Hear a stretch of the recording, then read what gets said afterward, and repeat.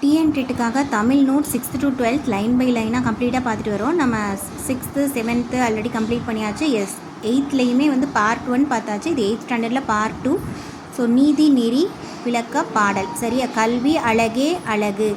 இது வந்து 102 வெண்பாக்கள் வந்து இதில் இருக்குது. கற்றோருக்கு கல்வி நலனே கலனல்லால் மற்றோருக்கு அணிகலன் இல்லா சரியா. கற்றோருக்கு வந்து கல்வி தான் அணிகலன், மற்ற அணிகலன்கள்லாம் வந்து ஒன்றுமே கிடையாது அப்படின்னு சொல்கிறாரு. சொன்னது வந்து குமரகுருபரர். நீதிநெறி விளக்கம். கற்றோருக்கு கல்வி நலனே கலனல்லால் மற்றவருக்கு அணிகலன். இது ஓல்டு கொஸ்டினில் கூட வந்திருக்கு.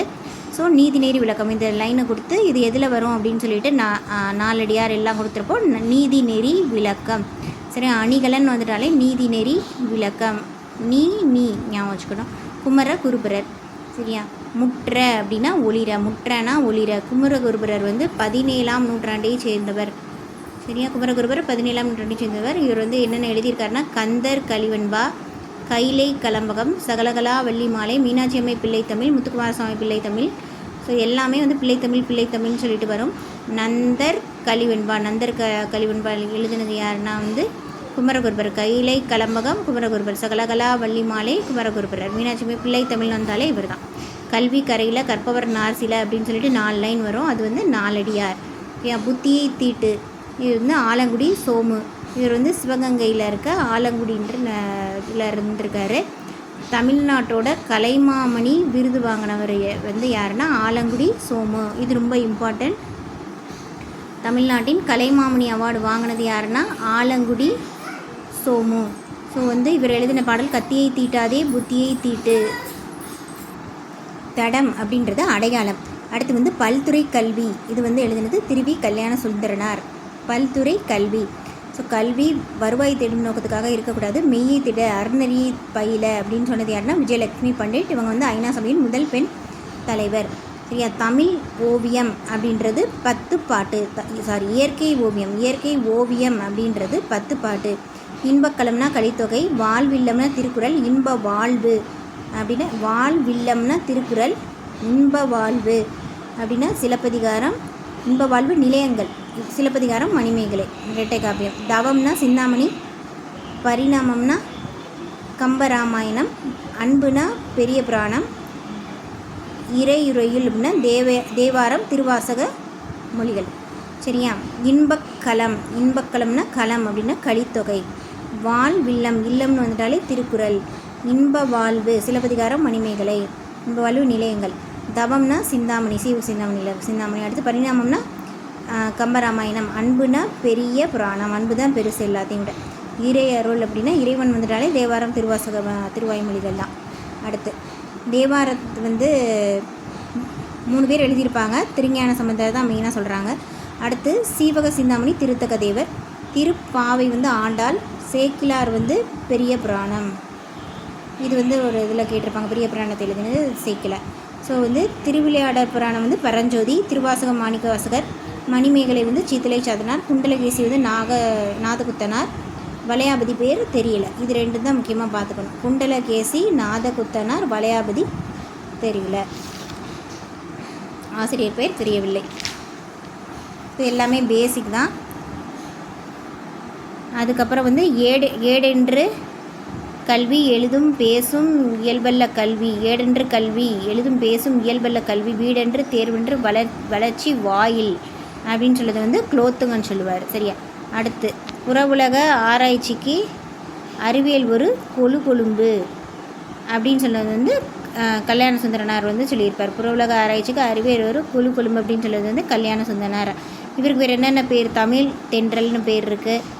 அடுத்து வந்து இவர் வேறு என்ன எழுதியிருக்காருன்னா மனித வாழ்க்கையும் காந்தியடிகளும், பெண்ணின் பெருமை, தமிழ் சோலை, பொதுமை வேட்டல், முருகன் நல்லது அழகு எல்லாம் எழுதியிருக்காரு. மனித வாழ்க்கையும் காந்தியடிகளும், பெண்ணின் பெருமை, தமிழ் சோலை, பொதுமை வேட்டல், முருகன் நல்லது அழகு சரியா. இளமை விருந்தும் இவர் தான் எழுதியிருக்காரு. அடுத்து இன்பத்துறை காவிய இன்பம், இதெல்லாமே இன்பத்துறையில் காவிய இன்பம் இதெல்லாம் எழுதியிருக்காரு. கலப்பில் வளர்ச்சி சரியா. ஸோ இது வந்து ஒரு மாதிரி கல்யாணம் அப்படின்னு ஞாபகம் வச்சுக்கணும்னா கொழும்பு.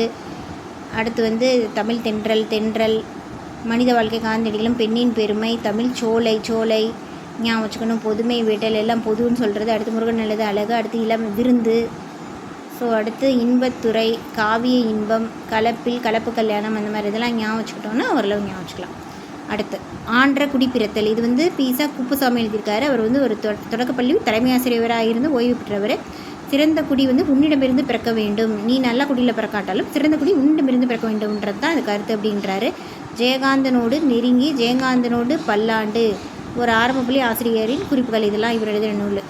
அடுத்து வந்து வேற்றுமை வந்து எத்தனை வகைப்படும்? 8 வகைப்படும். வேற்றுமை 8 வகைப்படும். முழுச்சொற்களே உருபுக்கு பதிலாக முழுச்சொற்களே வந்தால் அதுக்கு பேர் வேற்றுமை உருபு, இல்லாட்டி அதுக்கு பேர் சொல்லுருபு அப்படின்னு பேர். வேற்றுமை உருபுக்கு இன்னொரு பேர் சொல்லுருபு. தூரியை கொண்டு ஓவியம் தீட்டினார், கொண்டு அப்படின்றது இதில் சொல்லுருபு. முதல் 2 சொல்லிட்டு 8 வரைக்கும் இருக்குது வேற்றுமை உறுப்பு 8 பார்த்தோம் இல்லையா? ஸோ முதலுக்கும் 8க்கும் உறுப்பு வந்து கிடையாது. சரியா?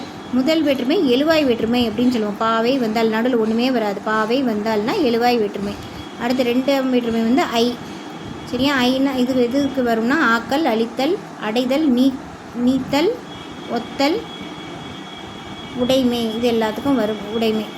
இந்த 6 இடங்களில் வரும்.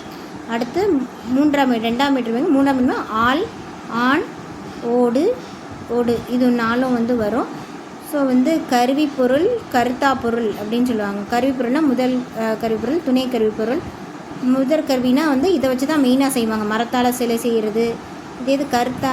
அடுத்து வந்து துணை கருவிப்பொருள்னால் உளியால் சிலை செய்தார். அது துணை கருவினா வந்து சிலை செய்கிறதுக்கு துணையாக உளி யூஸ் பண்ணுறாங்களே, ஸோ அது துணை கருவி, உளியால் சிலை செய்தார். அடுத்து இப்போ வந்து கருவி பொருளை பற்றி பார்த்தாச்சு. முதல் கருவி, துணை கருவி, 2 டைப்பு. அடுத்து கருத்தா பொருள். கருத்தா பொருள்னால் என்னது?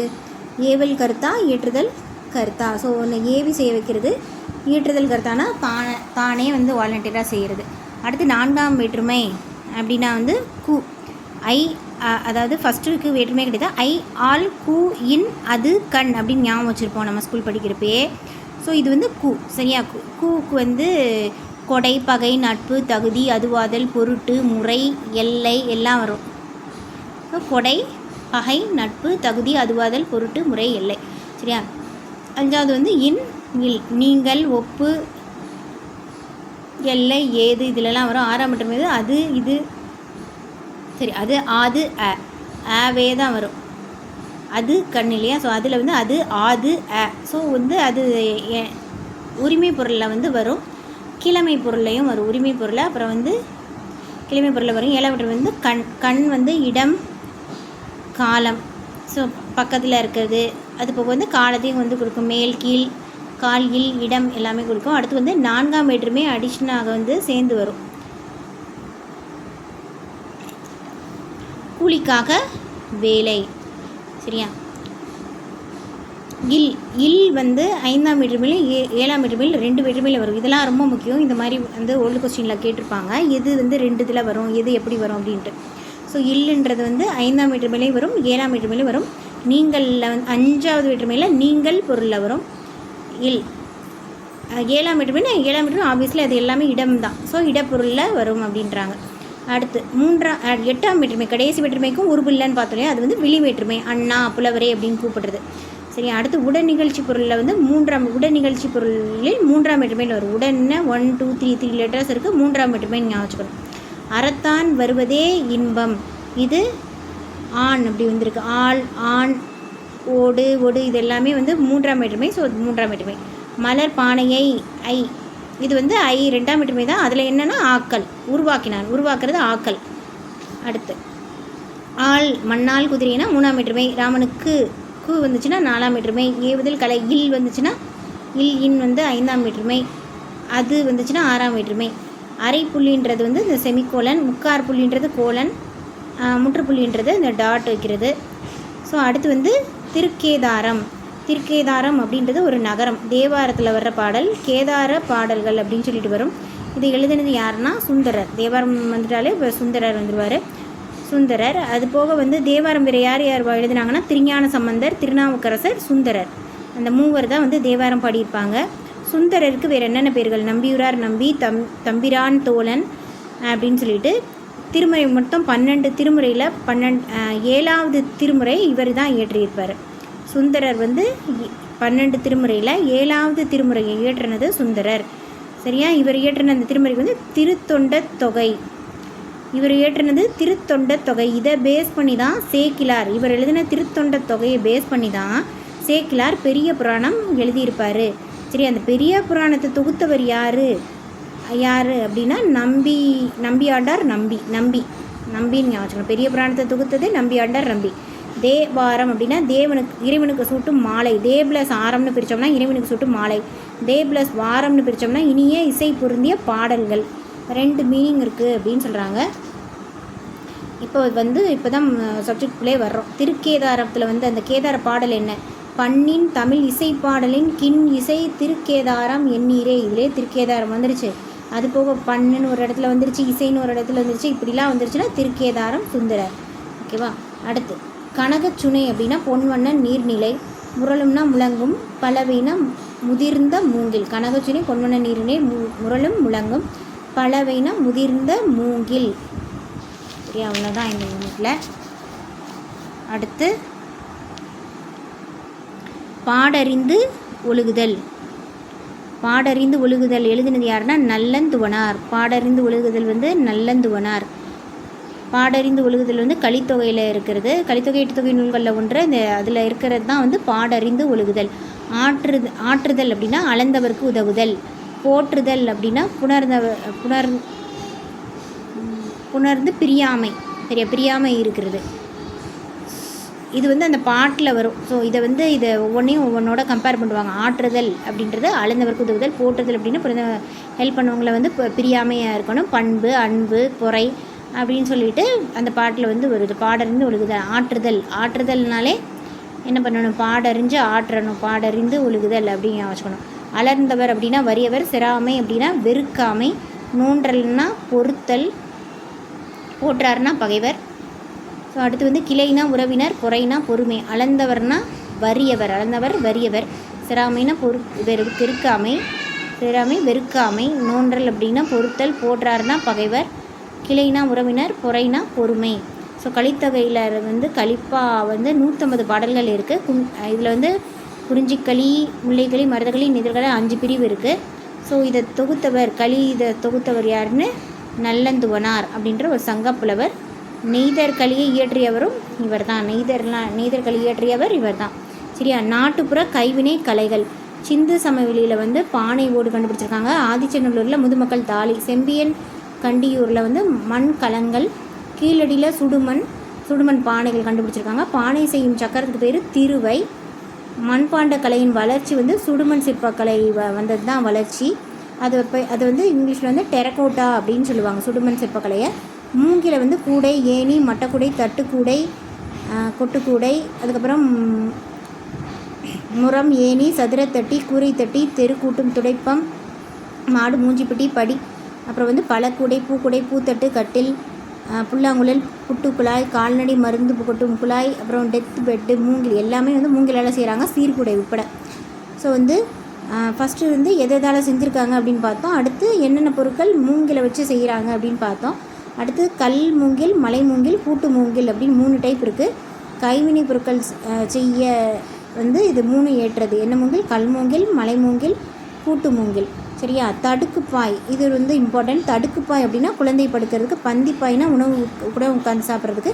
திண்ணைப்பாய்னா உட்கார படுக்க அப்படின்னு மல்டி பர்பஸ்க்கு. அடுத்து வந்து பட்டுப்பாய்னா கல்யாணத்துக்கு விரிக்கிறது.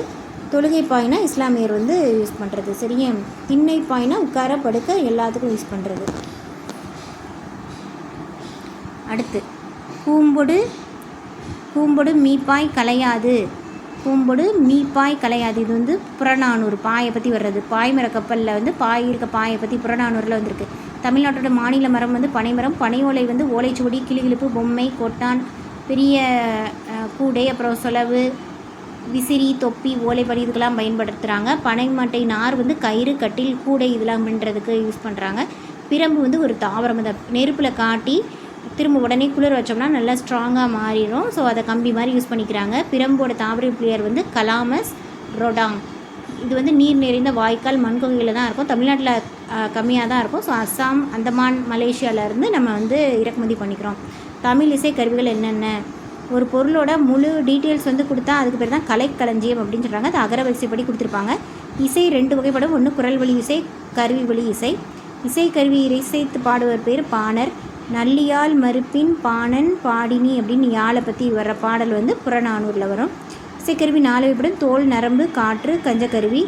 ஸோ தோல் வந்து அனிமல் தோல்லேருந்து முழவு, முரசு. இது வந்து மேட்ச்சில் வந்திருக்கு. முழவு முரசு வந்து ஒவ்வொன்றும் கொடுத்து புல்லாங்குழல், முழவு முரசு இதெல்லாம் கொடுத்து இப்போ ஓல்டு டெட் கொஸ்டின் வந்திருக்கு.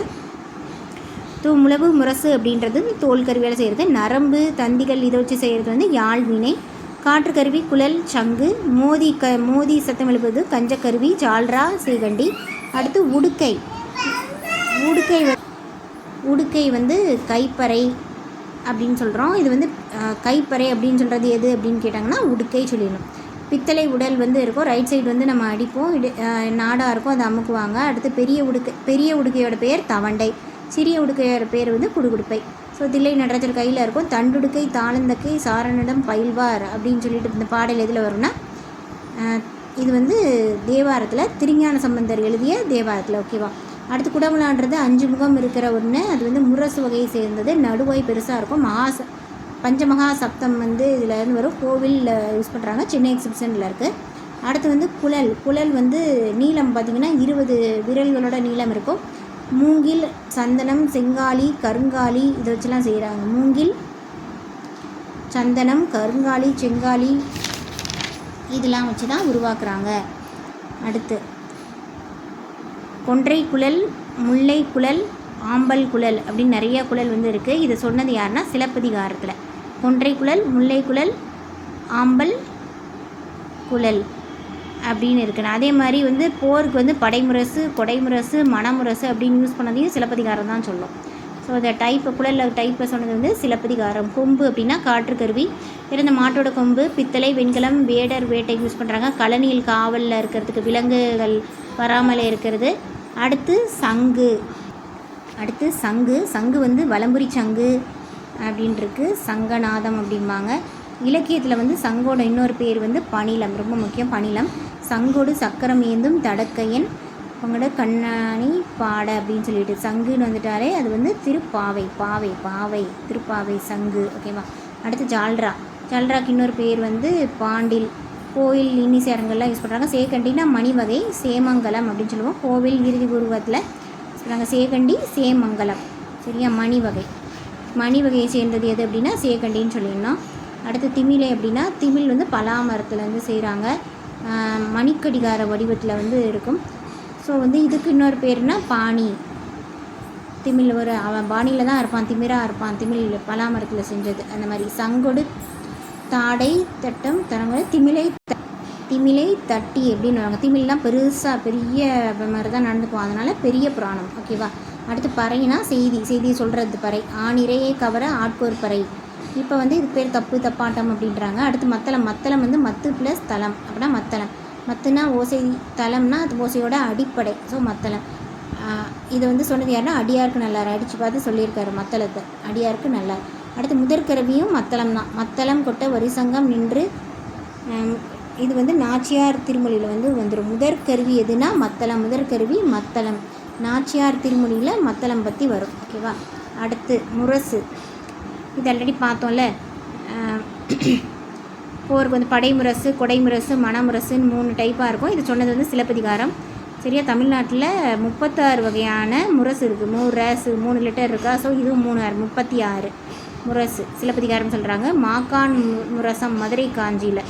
மாக்கான் முரசும் இந்த முரசை வந்து ஸ்பெசிஃபிக்காக மதுரை மேன்னு வந்தனால மதுரை காஞ்சியில் சொல்கிறாங்க. அடுத்து முழவு. ஒரே முகமுடைய முரசு வந்து முழவு அப்படிம்பாங்க. இது வந்து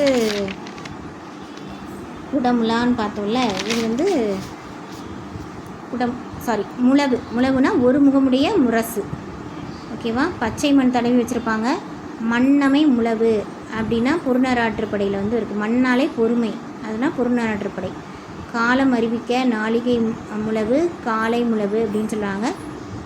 அடுத்து காலை உண கிழிந்த முழவு மருள் பெரும்பலம். இது வந்து கலை உண கிழிந்த முழவு மருள் பெரும்பலம். இது வந்து புறநானூறு. சரியா.